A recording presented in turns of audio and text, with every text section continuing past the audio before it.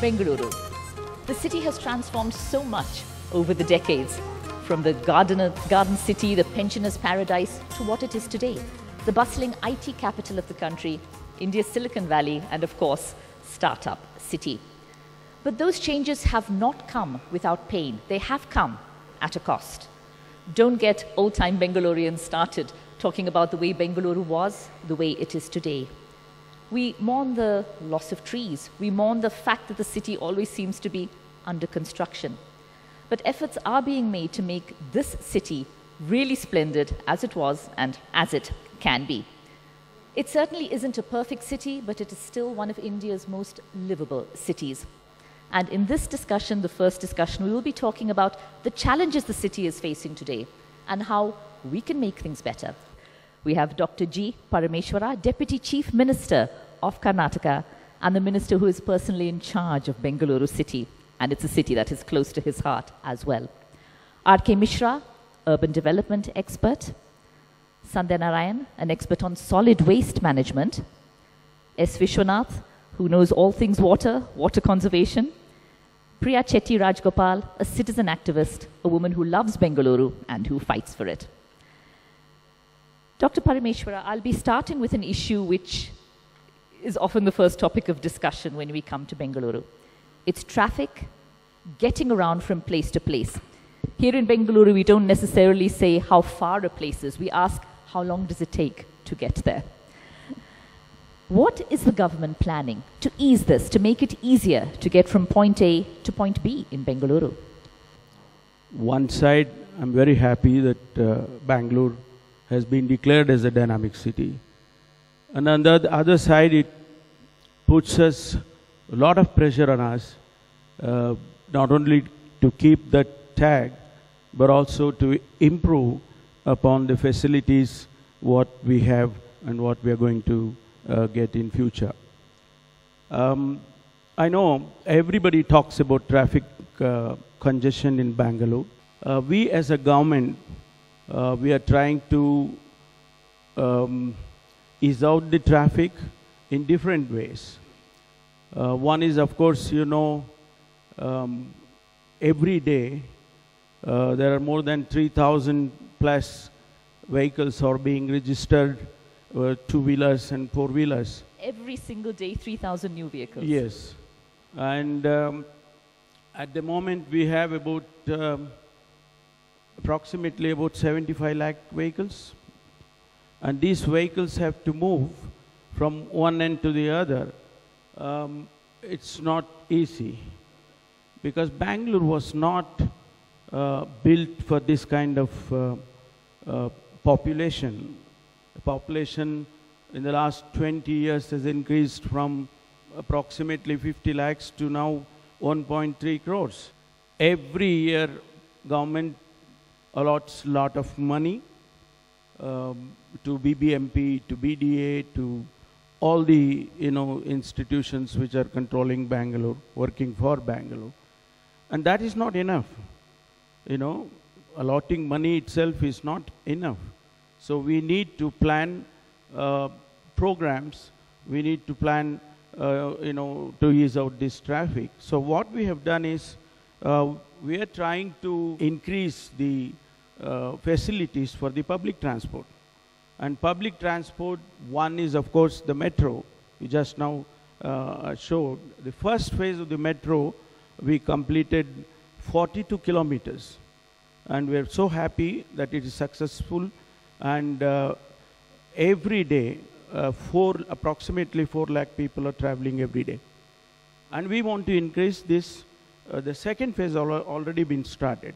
And that is about 72 kilometers. By 2022, we should be able to complete the second phase. So 2022 is the deadline for the second phase? Yes. So 3 years from now, at the moment, we have kept it at 2022. The full 72 kilometers. And again, simultaneously, we're also planning, and all the DPRs have been developed for the third phase. Third phase, again, we'll go to further 38 kilometers, 83 kilometers. And that will increase to up to about 30 lakh people. So public transport we are trying to increase so that these vehicular movements or these two-wheelers and four-wheelers gets reduced. That is one major step the government has taken. And the second thing is also increasing, the road connectivities. Flyovers, for instance. We are trying to, we are already on the planning stage, DPR stage, of the, flyovers. That is north-south corridor and east-west corridors. These corridors will help, like there are two types of traffic. One is the local and the other one is going out of Bangalore and coming inside Bangalore.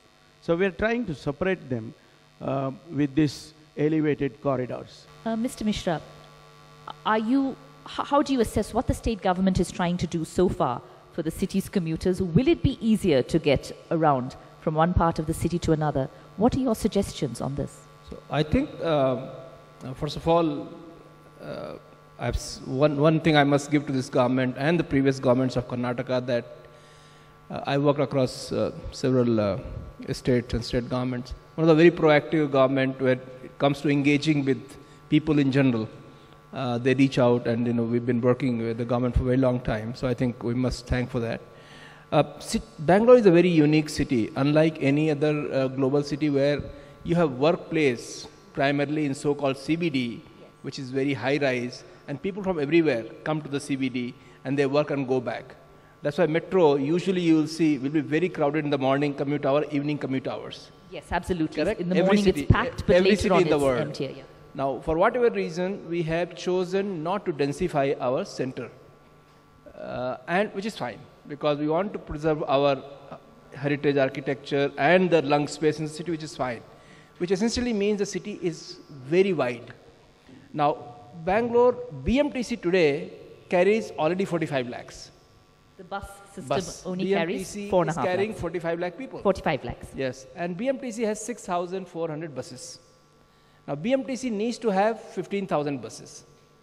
So we simply cannot rely on only one mode of transport, and I would expect this city to have 250 or 300 kilometer metro. But if you don't create additional capacity on the road, how can you create? Because last major road we built was in 2000, which was Outer Ring Road. After 2000, we have not built a single major road in the city. PRR has not been done. Only way is to go vertical. So I am very happy. After 10 years of continuous effort of the officers, and finally the government decided to go for elevated corridor. Because elevated corridor will increase the capacity 3 times. Priya Chetty Rajgopal, we've heard Mr. Mishra say there has to be a balance between development, what we give up, what we get. You have been part of many campaigns which, on the face of it, appear to be against some of the projects that were planned, like the controversial steel bridge, the shortcut, making it easier to get to the airport. Is there a middle path where we can go ahead making Bengaluru's traffic smoother, but without these mega projects which do cost us our beautiful trees? That's the ideal point, Maya, that we should be collaborative and we should find a middle path that works. Pinning this down is a very important focus on public consultation and the legal and environmental framework. I think I would be the most delighted person in 3 years' time if the conversation of Bangalore goes back to the lovely weather and stops being about the traffic, like anyone else. I'm sure we all are so sickened by this constant pressure on traffic. And I hope, while the focus does not have to be only on the elevated corridor, but a more holistic focus on what do we need to do for the city, which is the water, the waste, transport. But transport is critical. We have a unified metropolitan transport authority, which has been mooted as a draft bill in June of 2018 last year. It was supposed to be introduced. We haven't seen that. I see that as being a very big game changer, because once that comes in, you also have projects that are conceived with the right overall holistic, collaborative, comprehensive points of view in mind. Dr. Parameshwara, what steps is the Karnataka government taking to make sure Bengaluru stays as clean and beautiful as it can be? Well, it's a challenge, a bigger challenge, I accept. I also accept that it has been neglected. Bangalore produces something like 5,800 metric tons of waste. It's huge. And this has to be removed from the houses or hotels or marriage halls and taken to some place, and meaning transported and dispose it off without affecting the environment. And this is a bigger challenge. And here at the BBMP, they are trying their best. People are not used to segregating drivers. People tend to resist segregation, even the educated. So we started telling people, please do segregate your waste. How can you educate people who are in slums? How can you educate people who are in, poorer, areas, classes, areas like Srirampuram, like other areas, Shwantpur, all these areas. So this was a challenge which has been going on for the last 5-6 years. And now government has taken very seriously. Hopefully, in another 10 months to 1 year, we would be starting at least 3 to 4 waste-to-energy plants. So then what will happen to the waste then is 50% or more than 50% of the waste will be burnt, and then the ash is only 5%. And that ash, we can definitely use it for other purpose, mix it with cement, make all these cobblestones, those kind of things. Hopefully, in another 4-5 years, Bangalore will be very, very clean. It's already looking better, but it will be definitely looking clean.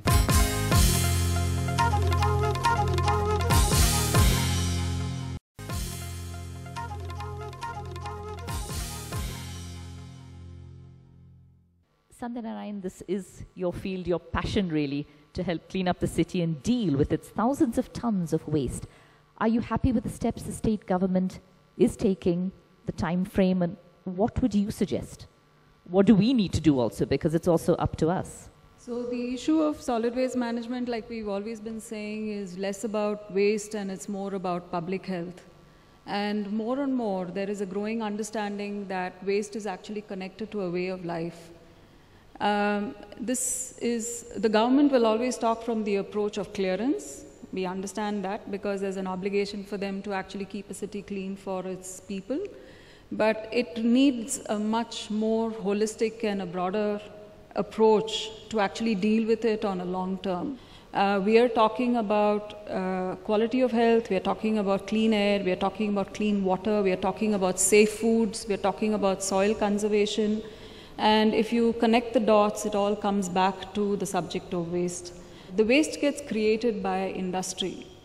And while we always have the government and the municipality as the most, easy punching bag in that sense, there is very little questioning of the waste that is being generated by business. So somewhere there is a compromise always of profitability versus sustainability. So we know that a lot of industry talks about sustainability in their books, but we see very little being acted out in the real world. The government has been very proactive. We have been working with the government for close to a decade now. And we have seen, I don't know, for those of you who are, there are a lot of firsts that Karnataka has done.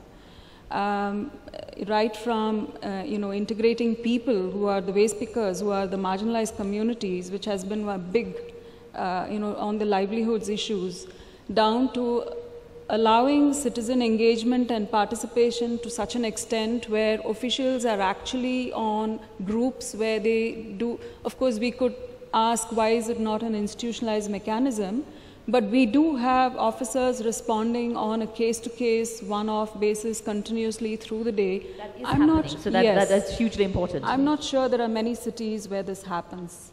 We are a nation of recyclers. We do tend to reuse things. We sell our newspapers. We reuse things. We don't throw things away easily. But is a greater change needed among the people, among all of us? Yeah, so it's also a facet of advertisement. It's about getting more consumerist. It's about the use and throw kind of cool way of doing things. And I think that attitude or that approach of industry really needs to change if we have to deal with the issue of waste together. The production, at the production stage itself. The debris around the city. It's a shame. On every road you see debris. I think there should be a very quick and very strict action, and any building permission or any demolition or whatever is required, we must make sure the debris is processed. Absolutely.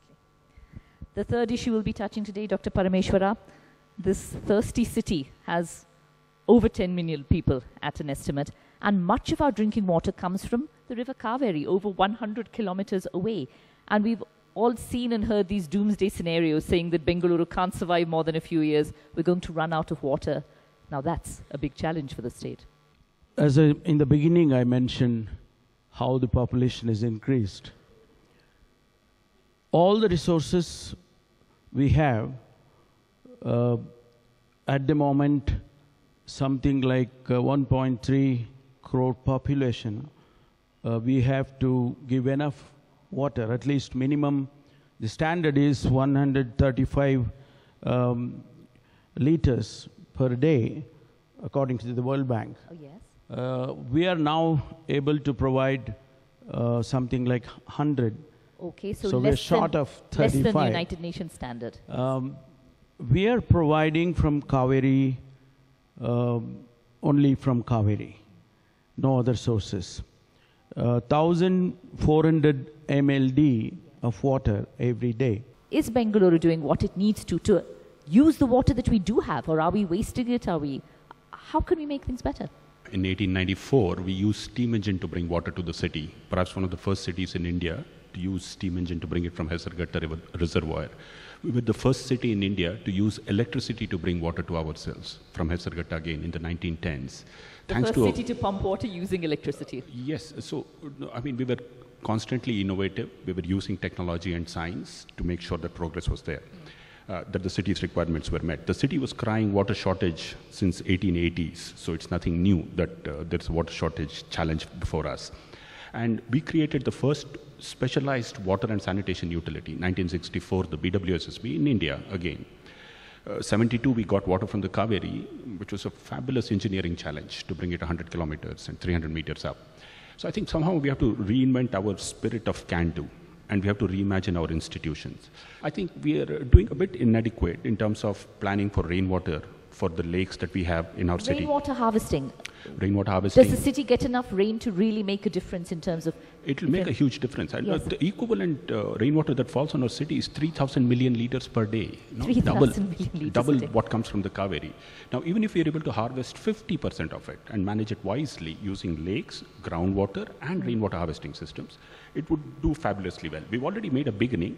We can push that a bit more with more concentrated efforts. A lot of concern about the pollution of Bengaluru's water bodies, the lakes as well. Absolutely. In the rivers and streams of the Vrishbhavati and Tarkavati, for example, heavy metal has been spotted, which is coming from essentially uncontrolled industrial effluents. So if we are able to put that in position, resource will never be a problem for Bangalore. The challenge will be distribution. Are we making sure that that 100 LPCD is reaching everybody in the city? Some water for all, not more water for some. That's the kind of logic that we'll have to push through. See, 1,440 MLD of water is the wastewater. Now, BWSSB, to treat that water, we have the capacity to treat only about 750 MLD. Now, we are taking steps. We're trying to increase more STPs. We're trying to tell all the industries, all the apartment owners to have their own STPs. Then that probably will help us in cleaning this water to the second stage or the third stage even, and then leave it to the lakes, so that our lakes also will be again energized, and there will be more water, underground water will be created. Added to that, underground water, again, nearly 400 MLD water is from the borewells, adding to the Kaveri.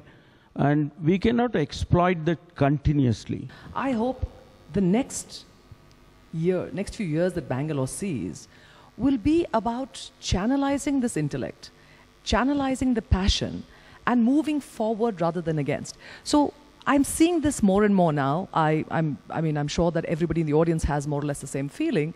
But if we can talk about the middle ground that is about conversation and understanding and a common set of goals. It's really as simple as that. The question I have is, the situation, according to the experts, the real experts that we have in our city, is that we kept on building flyovers and flyovers. We built more than 50 flyovers in the last 20 years, including multiple elevated corridors. The nature of flyovers is that they increase the number of private vehicles that come on the road, and the proof of that is right in front of us. When Dr. Parmeshwara mentioned, we now have 75 lakh vehicles and 3,000 vehicles being added. So my understanding is that that many vehicles got added because we kept building flyovers, not because we don't have enough flyovers. So may I request the Deputy Chief Minister, can we, sir, please prioritize public transport for the next 10 years, see how that goes, and if that doesn't work, then we can consider building more flyovers, because then we can say that public transport failed. Today we cannot say it failed because we have failed. I'm not blaming you, but all the governments before you have failed creating public transport. Okay, whether so it's Mumbai or Chennai, everybody has public transport, and not us. So would public transport be given priority? That is what I mentioned. We will be focusing on public transport.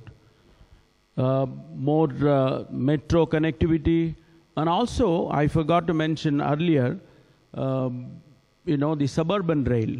Suburban rail system, we are now, already government has given clearance connecting to not only within the city, but also to outside towns, so that people who are traveling to Bangalore and going back to out of Bangalore, so they will be at ease. Thank you so much, sir. When it comes to Bengaluru, there's always so much to say, so many questions I know, but we are really out of time here. I mean, the passion that is shown, the fact that so many people want to say things, there's always so much issue for this beautiful, battered, beloved Bengaluru. I think what has happened here is that a conversation has started, a promise of greater citizen engagement, an address of some of the vital issues, the vital challenges which Bengaluru is facing today.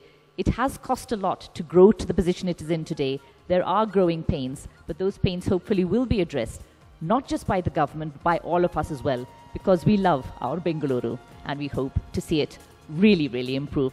Thank you for joining us here today for this session on Bengaluru.